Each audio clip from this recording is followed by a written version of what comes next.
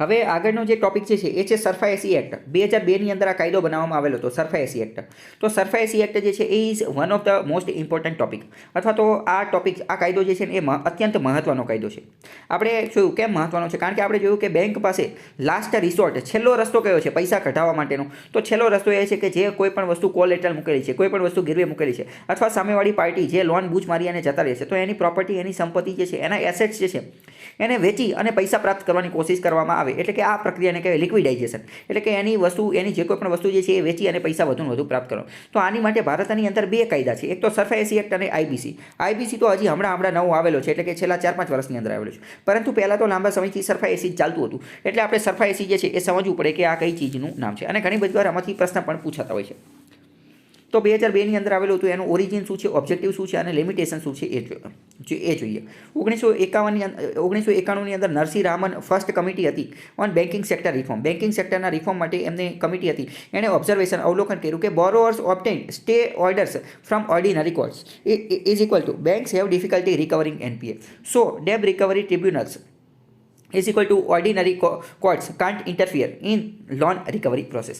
Narsinh Raman first કમિટીએ શું કીધું કે ઘણી બધી વાર કે શું કરે કે આ જે લોન લેવાવાળી કંપની જે છે કંપની, હવે જો હું કંપની બોલું ને એટલે તમારે સમજી જવાનું કે આ લોન લેવાવાળા લોકો, કંપની એટલે કોણ, તો કે લોન લેવા. તો ઘણી બધી વાર કંપની શું કરે કે સાધારણ કોર્ટ અને ઓર્ડિનરી કોર્ટ એ કોર્ટ પાસે જાય અને સ્ટે લઈ આવે. માની લો કે બેંક એવું કહે કે તમે અમારી લોન ભરેલી નથી તો અમે તમારું કોલેટરલ જે છે એ વેચી દઈશું. તો મેં તમને પહેલાં જ કીધું કે આ વેચવાની વિધિ કંઈ એકદમ સહેલી નથી. કંઈ રાતે બેંક હોતી હોય પછી સવારે યાદ આવે ને વેચવાનું ચાલુ કરી દે તો એવું ન થાય. આની માટે કોર્ટની ન્યાયિક પ્રક્રિયા જે છે ચાલુ થાય. કોર્ટ જ્યારે પરમિશન આપે ત્યારે બધું થાય. અને કોર્ટ જે છે એ પણ કહે કે આની જે હરાજી કરવાની છે એમાં કોણ કોણ બેસે. ઘણી બધી વાર એવું પણ બની શકે કે જે કંપનીની વસ્તુ હરાજીમાં મૂકવાની છે તો કંપનીવાળા ખુદ જ હરાજીમાં બેસી જાય અને પોતે પોતાની વસ્તુ ખરીદી લે, એવું પણ બની શકતું હોય છે.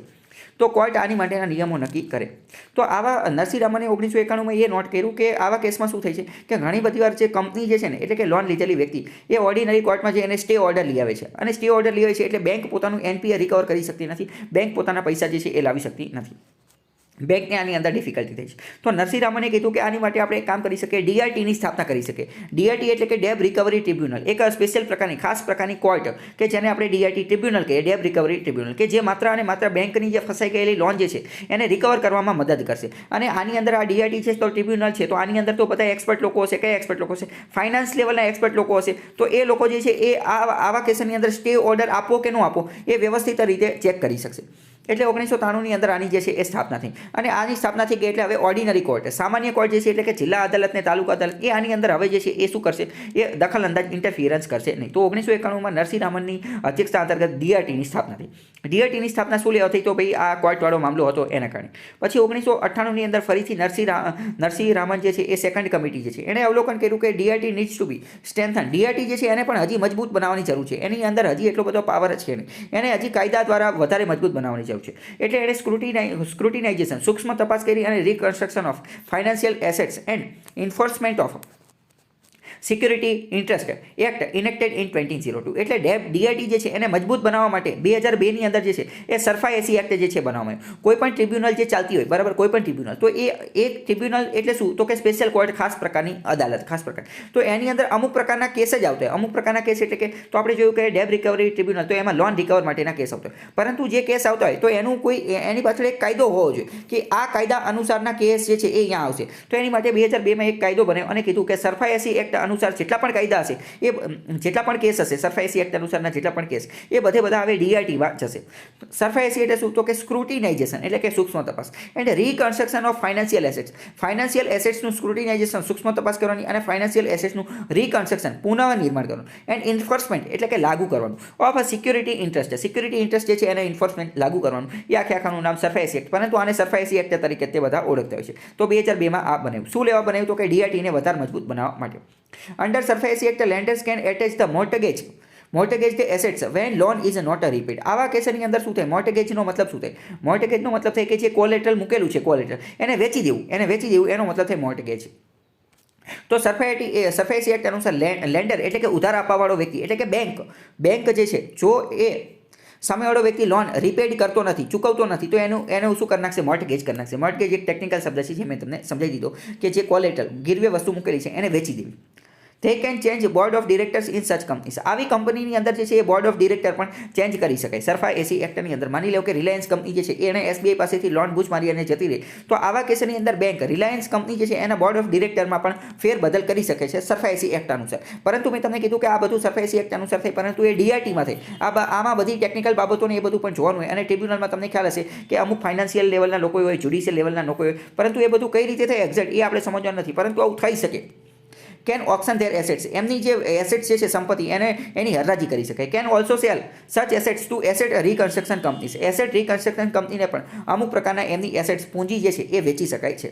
સરફા એસી નોટ એપ્લિકેબલ ઓન ફાર્મર, ખેડૂત માટેની લોન હોય એમાં સરફા એસી એક્ટ જે છે લાગુ પડતો નથી. ટૂંકમાં સરફા એસી એક્ટ શું છે, તો સરફા એસી એક્ટને આપણે એક રીતના સ્ટ્રિન્જન્ટ એટલે કે એક રીતનો કડક કાયદો કહી શકીએ. કડક કાયદો કોની માટેનો, તો કે લોન રિકવર કરવા માટેનો. લોન રિકવર કરવા માટે બેંક સરફા એસી એક્ટનો ઉપયોગ કરી અને મોર્ટગેજ કરી શકે, એટલે કે સામેવાળા વસ્તુની જે કોલેટરલ વસ્તુ જે છે એ વેચી શકે, એના બોર્ડ ઓફ ડિરેક્ટરની અંદર ફેરફાર કરી શકે, અથવા કંપનીનું જે એસેટ છે કંપનીનું એસેટ્સ, કંપનીની માલિકીની જે કોઈ પણ વસ્તુ હોય તો એને વેચવાનું કાર્ય પણ કરી શકે. એટલે થોડોક કડક વસ્તુ કહી શકાય.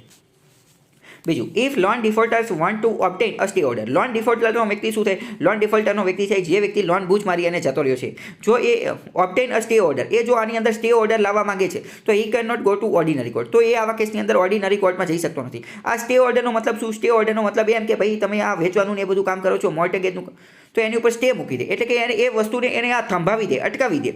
હા, તો એ ઓર્ડિનરી કોર્ટમાં નહીં જઈ શકે. He will have to approach, તો એને ડાયરેક્ટ ડીઆરટી ડેબ રિકવરી ટ્રિબ્યુનલમાં જવું પડશે અને ત્યાંથી જે આ સ્ટે ઓર્ડર લાવી શકશે. ઇફ ડીઆરટી ડઝન્ટ હેલ્પ, જો ડીઆરટી એ વ્યક્તિને મદદ ન કરે તો higher appeal to debt recovery appellate tribunal, તો ડીઆરએટી તો દરાટમાં જશે, એટલે કે ડેબ રિકવરી એપીલિએટ ટ્રિબ્યુનલમાં જશે. But DRAT will require him to deposit minimum, તો આવા કેસની અંદર જો એ ડીઆરએટીમાં જશે ને તો એ જે કંપની હશે એણે જો અહીંયા કેસ નોંધાવો હશે ને તો પહેલાં તો deposit minimum 50% of the loan dues, જેટલી પણ લોન જે છે, જેટલી પણ લોન ચૂકવવાની છે ને એના 50% રકમ તો પહેલાં અહીંયા એડવાન્સ જે છે એ ચૂકવવી પડશે, તો જ તે જે છે એ સ્ટે લગાવશે, બાકી લગાવશે નહીં. અને એને જ કઈ રીતે જો નો લાગુ પડે તો પછી એ ક્યાં જશે, તો કે હાઈકોર્ટની અંદર જઈ શકશે.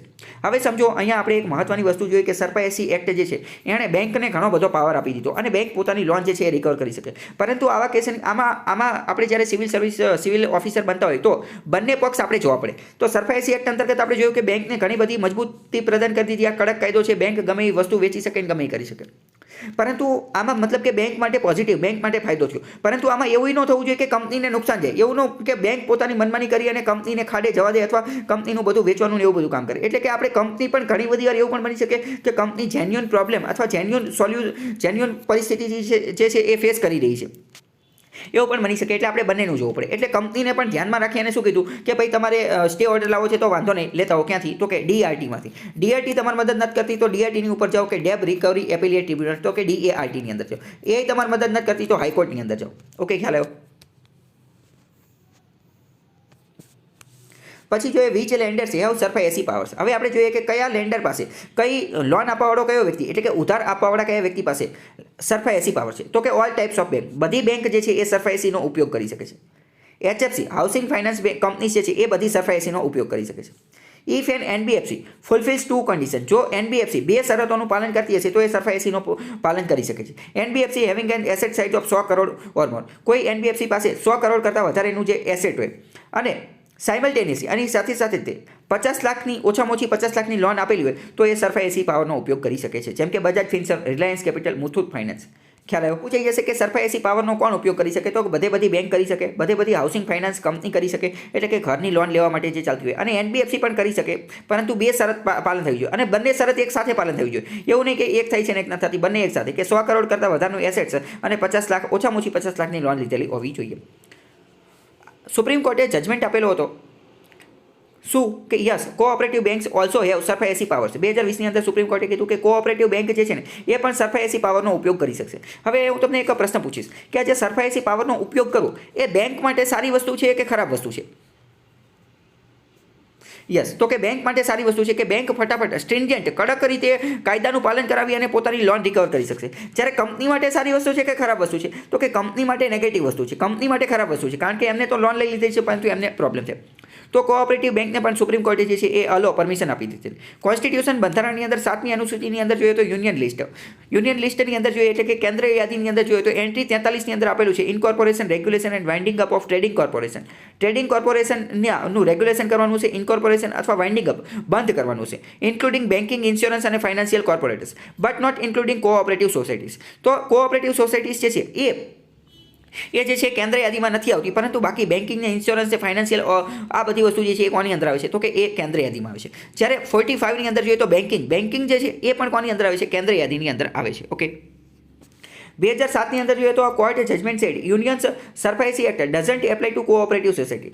2007માં એવું કીધું હતું કે એ લાગુ પડતું નથી because cooperative banks are outside the law making power of the union. કારણ કે કોઓપરેટિવ સોસાયટી જે છે એ કેન્દ્રના પાવરની બહાર છે, કેન્દ્રના પાવરની, કારણ કે એ કેન્દ્ર યાદીમાં આવતું નથી એટલે. તો 2020ની મેની અંદર supreme court finally clarified the matter કે entry 45 banking involves all type of banks. 2020ની અંદર સુપ્રીમ કોર્ટે શું કીધું કે બરાબર અમે ઓલી વખતે આને બહાર રાખ્યું હતું, પરંતુ અહીંયા હવે અમે એક વસ્તુ કન્સિડર કરીએ છીએ કે બેન્કિંગની અંદર તો બધી જ પ્રકારની બેંક આવી છે અને બેન્કિંગની સત્તા, બેન્કિંગનો પાવર જે છે એ તો કેન્દ્ર પાસે છે કે જેમાં કમર્શિયલ બેંક, કોઓપરેટિવ બેંક બધી બેંકો આવી જાય. ધેરફોર તેથી અમે કેન્દ્રને સત્તા આપીએ છીએ કે સરફાયસી એક્ટ અંતર્ગત બેન્કિંગ કોઓપરેટિવ જે છે એ પણ સરફાયસીનો ઉપયોગ કરી શકશે. ખ્યાલ આવ્યો? હવે આગળ છે લિમિટેશન્સ ઓફ ધ સરફાયસી એક્ટ. આપણે જોયું કે સરફાયસી એક્ટ છે, પરંતુ સરફાયસી એક્ટ 2002થી ચાલી રહ્યો છે, તેમ છતાં પણ એનપીએન એ બધું તો વધી જ રહ્યું છે. સમસ્યા તો એને જ છે, મતલબ કે સરફાયસી એક્ટમાં પણ કંઈક લિમિટેશન, કંઈક મર્યાદા, કંઈક ખામી હશે. તો શું ખામી છે એ જોઈએ કે ધ ડીઆરટી એન્ડ ડીઆરએટી આર અંડરસ્ટાફ્ડ.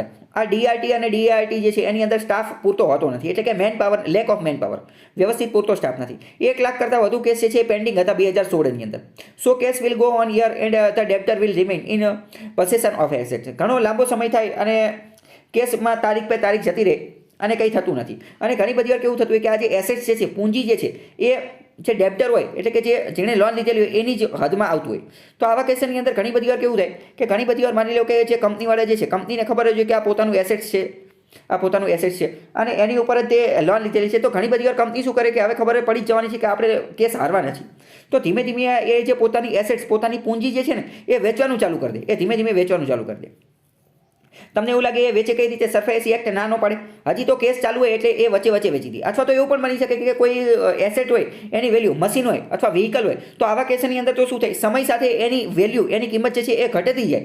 તો જેટલો વધારે સમય લાગશે એટલી એની કિંમત જે છે એ ઘટતી જશે, તો બંનેને નુકસાન થશે. તો કે this lead to erosion of asset value. Asset વેલ્યુનું શું થઈ જશે? ઇરોઝન, ખવાણ થઈ જશે, જેમ કે machinery, vehicle. Even when DRT allows auction at a later time. આગળ જતાં ઓક્શનમાં મૂકશે તો એટલી બધી કિંમત આવશે નહીં, કારણ કે ઇરોઝન થઈ ગયો છે. ઇન સમ બિઝનેસ, અમુક બિઝનેસની અંદર auction or liquidation may not yield the best return for the bank. ઘણી બધી વાર ઓક્શન કરે અથવા તો ઓક્શન કરે તો એના કારણે બેંકને જેટલા જોઈતા હોય એટલા પૈસા મળે નહીં, કારણ કે કોઈ ખરીદવા માટે તૈયાર જ ન હોય. જેમ કે hotel resort in remote area, જેમ કે રિમોટ એરિયાની અંદર, એકદમ દૂરવર્તી વિસ્તારની અંદર, ગામડાની અંદર હોટેલ રિસોર્ટ બનાવી દીધું હોય, તો એક હવે કોઈ ખરીદવા માટે તૈયાર જ ન થાય કે ભાઈ ગામડામાં એટલું બધું રોકાણ કોણ કરશે? વેર નો અધર હોટેલિયર્સ આર કીન ટુ ઇન્વેસ્ટ. બીજા કોઈ લોકો જે છે આ ઇન્વેસ્ટ કરવા માટે કીન હોતા નથી, આતુર હોતા નથી. In such cases if the loans were restructure. તો આવા કેસની અંદર જો લોનનું રિસ્ટ્રક્ચરિંગ કરવામાં આવે તો એ જ તો બેસ્ટ રહેશે.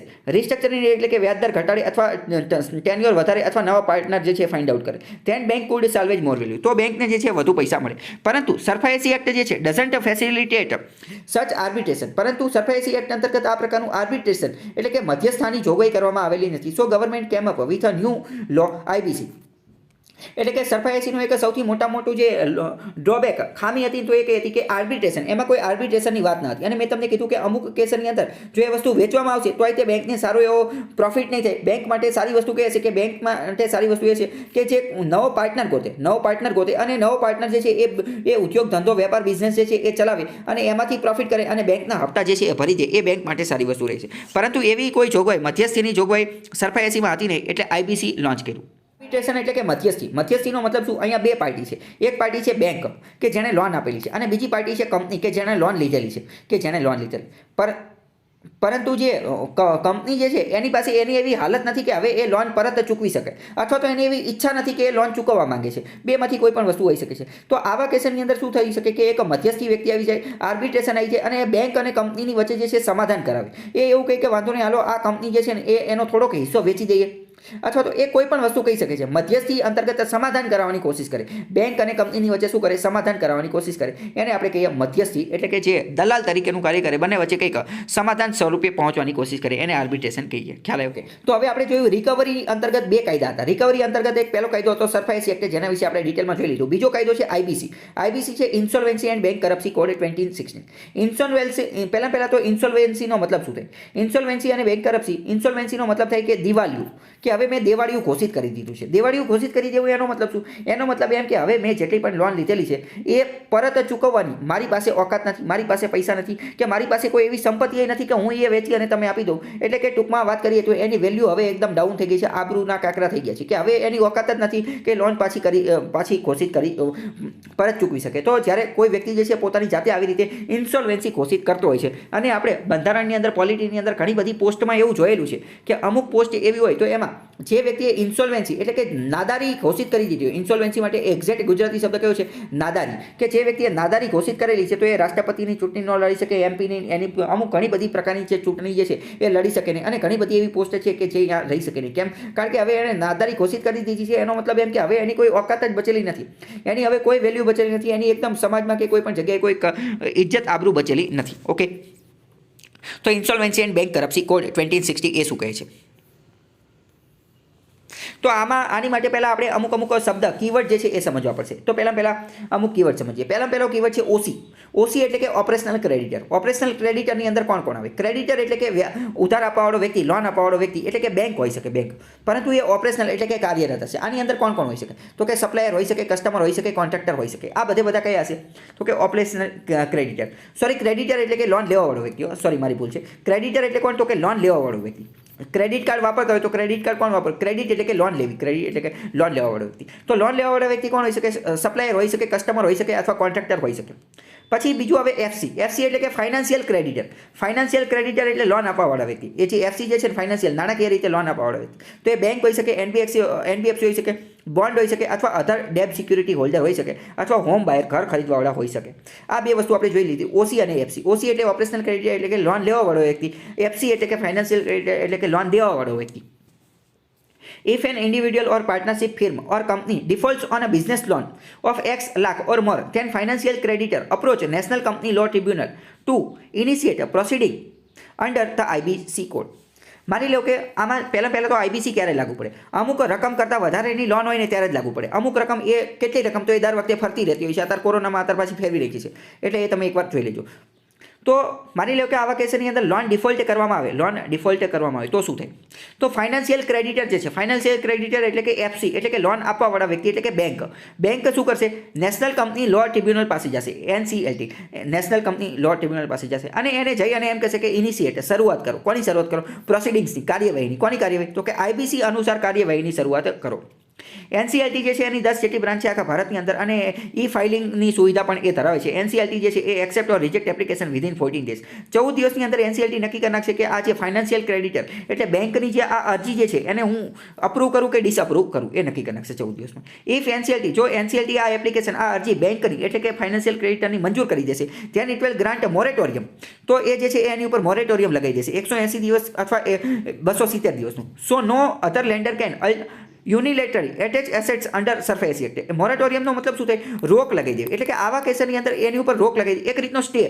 એટલે આવા કેસની અંદર પછી જે એસેટ્સ જે છે એસેટ્સ એને પહેલાં તો સરફેસી એક્ટ અંતર્ગત લાવી શકાય નહીં. અને બીજું એ કે આવા કેસની અંદર જે કંપનીવાળા જે છે ને એ પછી એ એસેટ્સને વેચી પણ નહીં શકે, અથવા એ એસેટ્સ ઉપર કંઈ આડું અવડું કરી શકશે નહીં. મોરેટોરિયમ રોક પાબંદી લગાવી દીધી. બીજું, વિધિન ધેટ પીરિયડ, આ જ સમયગાળા દરમિયાન એન્ડ ઇન્સોલ્વન્સી પ્રોફેશનલ. આવા કેસની અંદર બીજો એક શબ્દ આવશે ઇન્સોલ્વન્સી પ્રોફેશનલ, કે જે મુખ્યત્વે એક અધિકારી હશે. આઈપી શું છે? એ એક પ્રકારનો અધિકારી છે. તો કે insolvency professor will make a resolution plan. એ એક રિઝોલ્યુશન પ્લાન બનાવશે, એક સમાધાન માટેનો પ્લાન બનાવશે. કોની માટેનો સમાધાન? તો કે ભાઈ આ ફાઇનાન્શિયલ ક્રેડિટર અને આ જે ઓપરેશનલ ક્રેડિટર એટલે કે કંપની અને બેંક એ બંનેની વચ્ચેનો એક પ્લાન બનાવશે, રિઝોલ્યુશન પ્લાન, સમાધાન માટેનો. એ સમાધાન માટેનો પ્લાન કયો હોઈ શકે? પહેલાં તો એ હોઈ શકે કે વ્યાજ દર ઘટાડે, અથવા લોનનો સમયગાળો વધારે, અથવા insolvency professional could even find another investor to finance the pending project. અથવા તો કોઈ નવો ઇન્વેસ્ટર ગોતી લે. માની લો કે કોઈ હોટેલ બનાવેલી છે પરંતુ હોટેલ ચાલતી નથી, એટલે હોટેલના કંપનીવાળા જે છે એ લોન ભરી શકતા નથી. તો આવા કેસની અંદર ઇન્સોલ્વેન્શન પ્રોફેશનલ જે છે એ આ હોટેલને ફંડિંગ મળી શકે એની માટે નવો ઇન્વેસ્ટર પણ ગોતી શકે છે. કારણ કે બેંક તો હવે બીજી વાર લોન નહીં આપે, પહેલી લોન જ ફસાઈને બેસેલી છે તો બીજી ક્યાંથી આપે? એટલે એવું પણ કરી શકે. તો આ ત્રણમાંથી કોઈ વસ્તુ કરી શકે. IP insolvency professional will present the plan to the committee of creditor. એ આઈપી જે છે એ આખો પ્લાન કમિટી ઓફ ક્રેડિટરને બતાવશે. ક્રેડિટર ઓફ કમિટી એનો મતલબ શું? ક્રેડિટર ઓફ કમિટી એટલે ક્રેડિટર એટલે કે વ્યાજ લોન આપવાવાળી પાર્ટી. લોન આપવાવાળી પાર્ટી એટલે કે જે ફાઇનાન્શિયલ ક્રેડિટર હતા, બેંકો, એ બધા બેંકની જે કમિટી હશે એને બતાવશે. In this committee FCs voting power is based on quantity of loan given by them. તો આ એફસીની અંદર ઘણી બધી પાર્ટી હશે. મેં તમને કીધું કે રિલાયન્સ કંપની જે છે તો એને ઘણી બધી બેંક પાસેથી લોન લીધી હોય, જેમ કે એચડીએફસી પાસેથી, આઈસીઆઈસીઆઈ પાસેથી, એસબીઆઈ પાસેથી. તો એ બધાનો સમાવેશ એફસીની અંદર ફાઇનાન્શિયલ ક્રેડિટરની અંદર થશે. તો આ આઈપી આ આખો પ્લાન જે છે એ એફસીને બતાવશે, ફાઇનાન્શિયલ ક્રેડિટરને બતાવશે. હવે ફાઇનાન્શિયલ ક્રેડિટર એને મંજૂર કરશે, સ્વીકાર કરશે અથવા અસ્વીકાર કરશે. કોના માધ્યમથી સ્વીકાર કરશે? તો કે વોટિંગના માધ્યમથી. તો એમાં વોટિંગ પાવર કોનો કેટલો હશે? તો જેણે જેટલી લોન આપેલી હશે એટલો એનો વોટિંગ પાવર હશે. If X% of FC agree with the such resolution plan. જો X% એફસીના લોકો એટલે કે ફાઇનાન્શિયલ ક્રેડિટર બેંકના લોકો જે છે એ કમિટીના લોકો એ આ રિઝોલ્યુશન પ્લાન કે જે આઈપીએ બનાવેલું છે એની સાથે એગ્રી થઈ જશે, then it will set in to motion. તો એને જે છે કાર્યરત કરવામાં આવશે. અધરવાઇઝ નહીં તો IP will liquidate the assets to recover the dues. જો આવું આ પ્લાન આ લોકો ના મંજૂર કરશે તો શું કરશે? તો આ ઇન્સોલ્વેન્સી પ્રોફેશનલ આઈપી જે છે એ લિક્વિડેટ કરશે the asset to recover the dues. જે એસેટ જે છે, જે પૂંજી જે છે એ બધું વેચવાનું કામ કરશે. એની ઉપરથી એમાંથી વધુને વધુ પૈસા પ્રાપ્ત કરવાની કોશિશ કરશે અને એમાંથી જેટલા પૈસા ભરે એટલા પૈસા ભરશે. જો કે તમને પ્રશ્ન થાય કે આ લિક્વિડેશનની પ્રક્રિયા એ તો સરફાયાસીમાં હતી જ તે.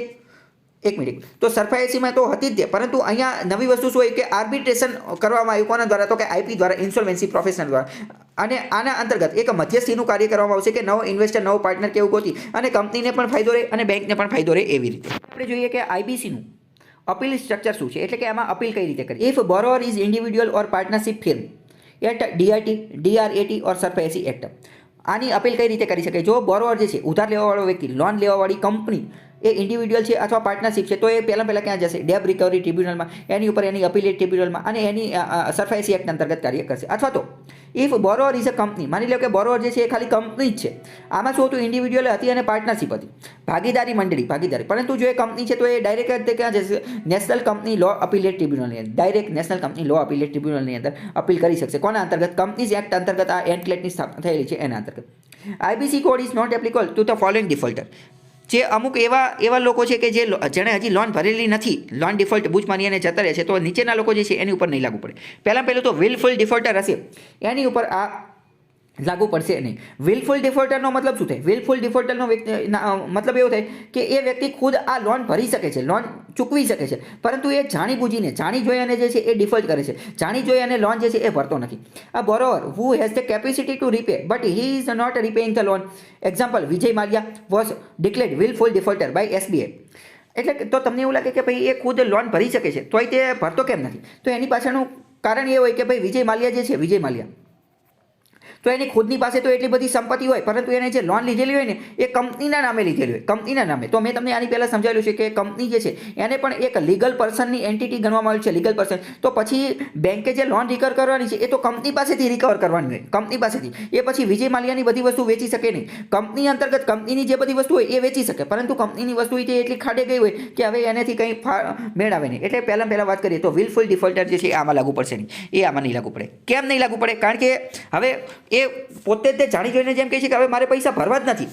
તો આઈપીસીનો મુખ્ય ઉદ્દેશ્ય શું છે? આઈપીસીનો મુખ્ય ઉદ્દેશ્ય કે મીડિયેશન, આર્બિટ્રેશન, મધ્યસ્થી વ્યક્તિ લાવી અને બંને વચ્ચે સમાધાન કરવાનું. પરંતુ હવે આમાં તો સમાધાન જ ન થઈ શકે, કારણ કે સામેવાળી પાર્ટી લોન જે બૂચ મારીને જતી રહી એમ જ કહે કે હું વિલફુલ, મારે ભરવી જ નથી, હું જાણી જોઈને તે કહી દઉં છું કે હું ડિફોલ્ટ કરું છું. તો પછી આવા કેસની અંદર મધ્યસ્થી અથવા તો આ પ્રકારનું કાર્ય જે છે થઈ શકશે નહીં. તો આવા ઇન્સોલ્વન્સી પ્રોફેશનલ જે કોઈ પણ પ્લાન બનાવશે એ પણ અહીંયા લાગુ પડશે નહીં.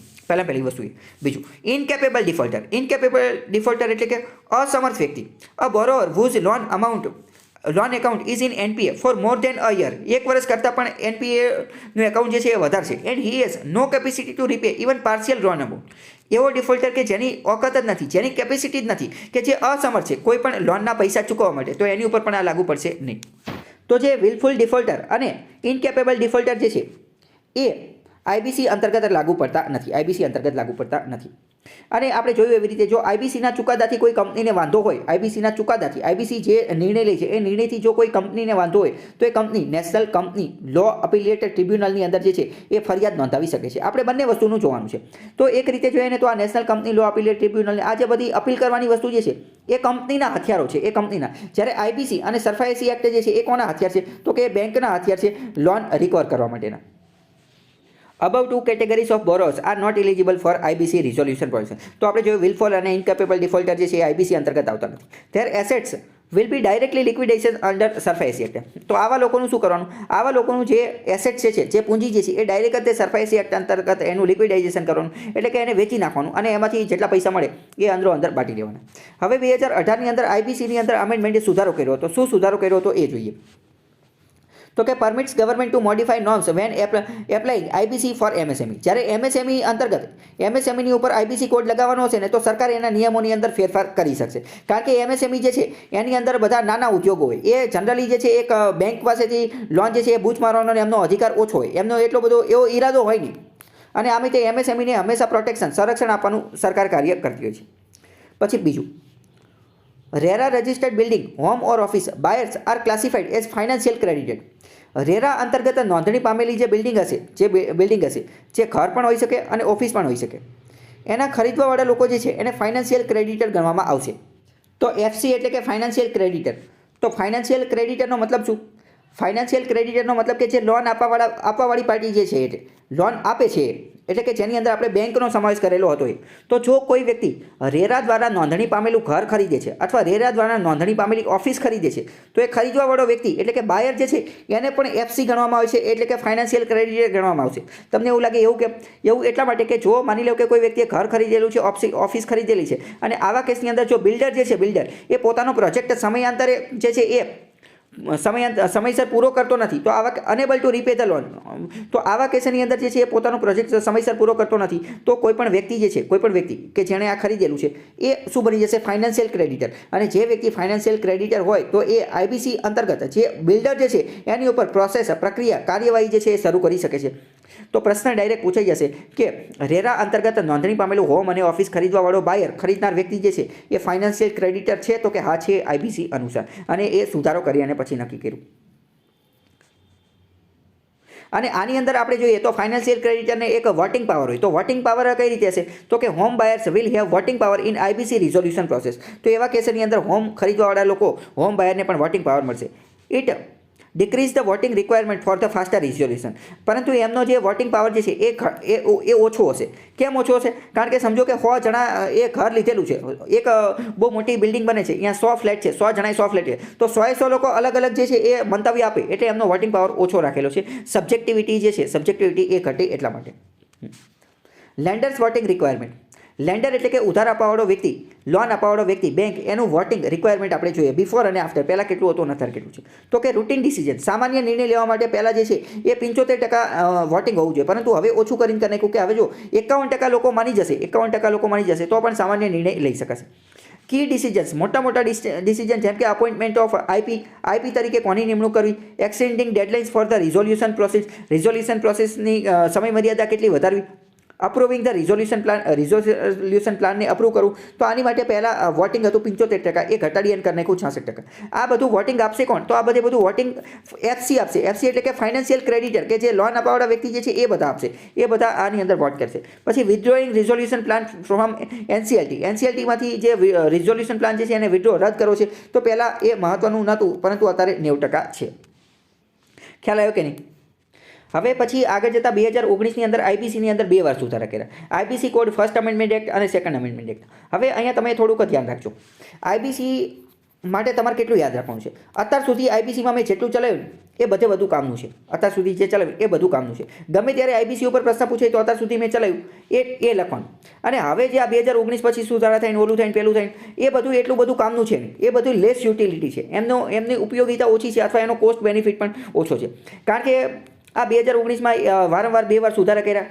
કોરોના આવ્યો એટલે સુધારો કર્યો. વળી પાછું હજી ભવિષ્યમાં ફરીથી કોરોનાનું ને બધું સરખું થશે ત્યારે ફરીથી સુધારો કરશે. એટલે આ તો હવે એમની માટે રમતવાત થઈ ગઈ છે. આઈબીસી હવે શું થઈ ગયું છે? રમતવાત. એટલે ઘડીએ ઘડીએ સુધારા કરી કરે. તો એ બધું આપણી માટે કામનું નથી. આપણી માટે જે મૂળ હાર્દ હતું ને, મૂળ હાર્દ ગયું હતું તો કે 2016માં જે મૂળ કાયદો બન્યો ને, મૂળ જે કોડ હતો ને એ આપણી માટે કામનો હતો.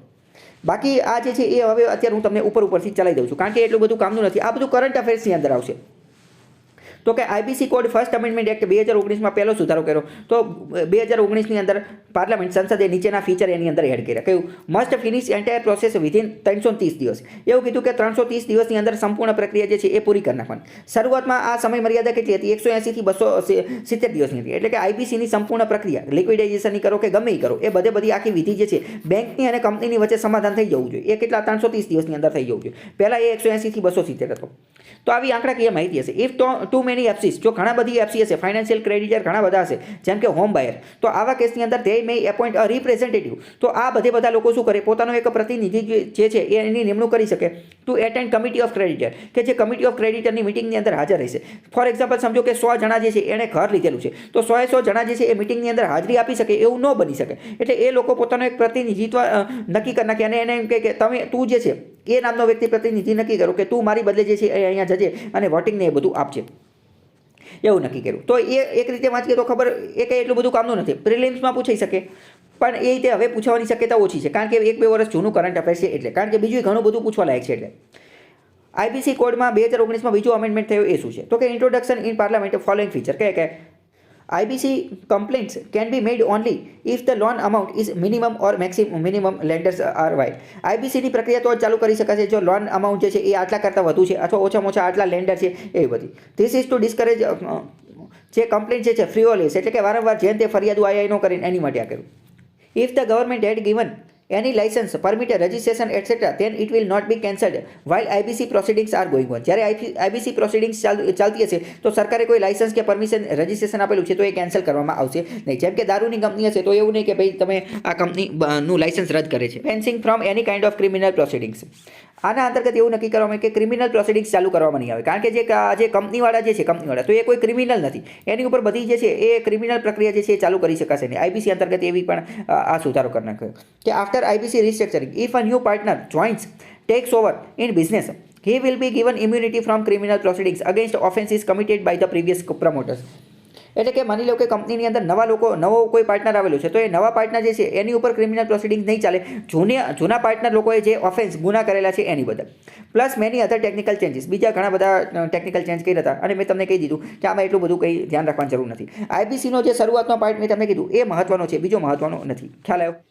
પછી આગળ જોઈએ તો આત્મનિર્ભર ભારત અંતર્ગત આઈબીસી ઓર્ડિનન્સ રજૂ કરવામાં આવ્યો હતો, એક ઓર્ડિનન્સ. એના અંતર્ગત એવું કીધેલું હતું કે હવે આઈબીસી અંતર્ગત નવા કેસ જે છે એ દર્જ કરવામાં આવશે નહીં, નવા કેસ નહીં નોંધવામાં. કેમ? કારણ કે કોરોનાના કારણે બધું જે છે એ ખાડે ગયું હતું. એટલે આ બધું વારંવાર થતું હોય પરંતુ એટલું બધું કામનું છે નહીં. એટલે આ તમે એકવાર વાંચી લેજો, બાકી એ એટલું બધું કામનું છે નહીં. ડાયરેક્ટ આગળ આવી જાઉં. IBBI શું છે? તો કે insolvency and bankruptcy board of India. IBBI insolvency and bankruptcy board of India. તો આ ભારતનું એક બોર્ડ છે કે જે સ્પેશિયલી આઈબીસી ઉપર જ કામ કરશે, જે સ્પેશિયલી કોની ઉપર? આઈબીસી ઉપર જ કામ કરશે. આ પહેલાં તો એક સ્ટેચ્યુટરી બોડી એટલે કે વૈધાનિક સંસ્થા છે જે મોનિટરિંગ કરશે, મોનિટરિંગ એટલે કે દેખરેખ રાખશે આઈબીસી કોડની અને આ સાથે સાથે ઇમ્પ્લિમેન્ટેશન અમલીકરણ કરવાનું કાર્ય કરશે. 2016થી ત્યાં સ્થાપના થઈ. IBBIની અંદર કમ્પોઝિશન એની સંરચના કઈ હશે? તો એક એના ચેરમેન હશે જે અત્યારે MS સાહુ છે. બીજો એક નોમિનેટેડ મેમ્બર ફ્રોમ RBI તરફથી એક નોંધણી નામાંકિત કરવાવાળો વ્યક્તિ હશે અને સરકાર તરફના 8 વ્યક્તિ હશે. તો ટોટલ કેટલા વ્યક્તિ થઈ ગયા? 10. એક સરકારનો વ્યક્તિ, 8 જે છે એ RBIના વ્યક્તિ અને એક ચેરમેન એટલે 10 જણા થઈ ગયા. IBBIનું administration control rest with the ministry of corporate. IBBI કોના અંતર્ગત કાર્ય કરે છે? તો MCA ministry of corporate affairs અંતર્ગત. ચેરમેન જે છે એનો 5 વર્ષ અથવા 65 વર્ષનો સમયગાળો હશે જે પહેલાં થઈ ગયા અને રીઅપોઇન્ટમેન્ટ પણ એની થઈ શકે છે. IBBI select insolvency professional agencies. આ IBBI શું કરે છે? IBBI જે છે એ IPA ની રચના કરે છે, એક એજન્સી ચલાવે છે. કઈ એજન્સી? Insolvency professional agency. અને ઇન્સોલ્વન્સી પ્રોફેશનલ એજન્સી જે છે એની અંદર ઇનરોલ એટલે કે નોંધણી કરી શકાય છે અને સુપરવિઝન કરી શકાય છે. The member practicing as insolvency professional. Insolvency professional જે છે એ લોકો ક્યાંથી રિક્રુટ થઈ છે? તો એ અહીંથી આ IBBI દ્વારા આ જે એજન્સી જે છે અહીંયાથી આવે છે. અત્યારે 3 ઓર્ગેનાઇઝેશન જે છે એને IP એનું સ્ટેટસ દીધેલું છે. ICAI chartered accounts, ICAI company secretariat અને ઇન્સ્ટિટ્યૂટ ઓફ કોસ્ટ એકાઉન્ટ. આ 3 વ્યક્તિ હોય ને એ તો IP બની શકે, એટલે કે ઇન્સોલ્વન્સી પ્રોફેશનલ બની શકે, બીજા કોઈ બની શકે નહીં. IBBI also select information utility. એ ઇન્ફોર્મેશન યુટિલિટી જે છે એ પણ સિલેક્ટ કરે છે ઓર્ગેનાઇઝેશન ટુ મેન્ટેન, જેના અંતર્ગત બોરોવર જેટલા પણ લોકો ઉધાર લેવાવાળા લોકો જે છે એનો ડેટાબેઝ જે છે એ મેન્ટેન જાળવવાનું કાર્ય કરે છે. 2017ની અંદર NESL national governance services limited કે જેની માલિક છે SBI અને LIC એ બધા was the first two gate IU status, કે એને પ્રથમવાર જે છે IUનું સ્ટેટસ આપ્યું. એટલે કે આ જે નેશનલ ગવર્નન્સ સર્વિસ લિમિટેડ જે છે એ આ બોરોવરનું એ બધાનું લિસ્ટ જે છે એ જાળવશે. It is compulsory for the lender માટે એ ફરજિયાત છે to share data which IU, કે એણે IU સાથે ડેટા જે છે શેર કરવો પડશે. એટલે જેટલા પણ લોકો ઉધાર લેવાવાળા છે, એટલે કે કંપની, લેન્ડર, ઉધાર લેવાવાળા લોકો, ઉછીના લેવાવાળા લોકો, એણે પોતાનો બધો જ ડેટા IU સાથે શેર કરવો પડશે. IU એટલે કે ઇન્ફોર્મેશન યુટિલિટી, કે જેના અંતર્ગત ભવિષ્યમાં બીજી વાર કોઈ લોન લે અથવા આ પ્રકારની કોઈ પ્રક્રિયા હોય તો ખબર પડી જાય, ઇન્ફોર્મેશનના માધ્યમથી એનું એનાલિસિસ કરી અને ખબર પડી જાય. IU helps lender in 2 ways. 2 રીતે એને મદદ કરશે. By looking borrower credit history, બોરોવરની જે ક્રેડિટ હિસ્ટ્રીને જોઈને મદદ કરશે. Lender can make informed decision about whether to give loan or not, loan આપી કે ન આપી, આ બધી બાબતે જે છે નક્કી કરશે. This database helps એસ્ટાબ્લિશિંગ documentary proofing during NCLT DIT, આ બધામાં જ્યુડિશરીમાં એ બધામાં પણ મદદ કરી શકશે. પરંતુ આ બધું એટલું બધું કંઈ કામનું છે નહીં. જે મેઇન પોઈન્ટ જે છે એ યાદ રાખજો. આગળ જોઈએ ઇન્સોલ્વન્સી. એની અંદર મિસેલિનિયસ ઓર્ગેનાઇઝેશન છે IICA. અત્યારે આપણે ઇન્સોલ્વન્સીની અંદર જોયું કે IICA, તો IICA શું છે એની પર થોડીક વાત કરીએ. તો Indian institute of corporate affairs, કે IICA જે છે આની અંદરના લોકો જે છે એ ઇન્સોલ્વન્સી પ્રોફેશનલ IP જે છે એ બની શકે છે. તો આ એક ઓટોનોમસ બોડી છે, મિનિસ્ટ્રી ઓફ કોર્પોરેટ અફેર અંતર્ગત કાર્ય કરે છે. Launch the 2 year graduation insolvency, 2 વર્ષનો ગ્રેજ્યુએશન પ્રોગ્રામ લોન્ચ કર્યો છે કે જેમાં ઇન્સોલ્વન્સી એનો કોર્સ જે છે કરી અને એ બની શકે છે. સ્ટુડન્ટ પાસિંગ ધીસ પ્રોગ્રામ, જે વિદ્યાર્થી આ પાસ કરશે એ IP તરીકે રજિસ્ટ્રેશન નોંધણી કરાવી શકશે without the mandatory 10 year experience. 10 વર્ષના અનુભવની જરૂર નહીં પડે જો એ આ પ્રોગ્રામ પાસ કરશે તો. IICA also setup insolvency research foundation, એણે રિસર્ચ શોધ કરવા માટે, સંશોધન માટે એક ફાઉન્ડેશનની પણ સ્થાપના કરેલી છે. And centre for insolvency and bankruptcy CIB એ પણ સ્થાપના કરેલી છે, જેના કારણે ટ્રેનિંગ અને રિસર્ચ જે છે એ વધુ અને વધુ જે છે એ પ્રમોટ કરી શકે. ખ્યાલ આવ્યો?